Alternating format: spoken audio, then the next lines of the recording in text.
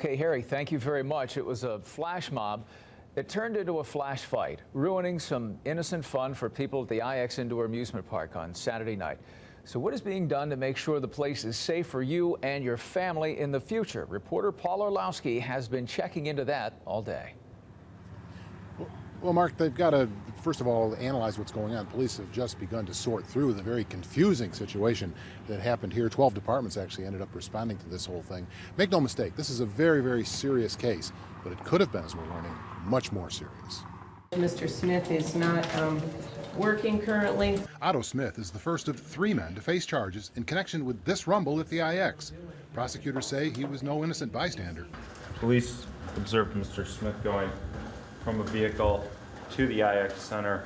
Mr. Smith then returned back to the vehicle where he and 2 juvenile occupants were both found, or all 3 were found with loaded handguns. Smith remains jailed under a $25,000 bond. His record exposes what could have been.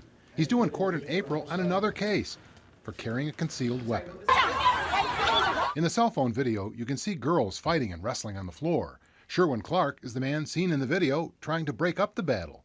He says when security failed to act. They have no plan of controlling anything, and I basically just pulled the girls apart. It was not what he expected. Clark was surprised by the fighting, but something else shocked him. I was like, wow, look at this, you know what I mean? What's going on? And my daughter, they already knew from Snapchat before this even happened. Knew everything, right down to the guys with the guns, everything. They already knew it was on Snapchat. I'm at the IX Center, and there's a shooting. And that brings up another part of the story. Sherwin Clark felt the screening of people coming to the IX was sadly lacking.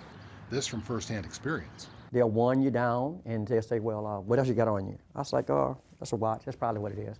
Let me walk right through. So if you had a gun in your... They'll just go off word of mouth.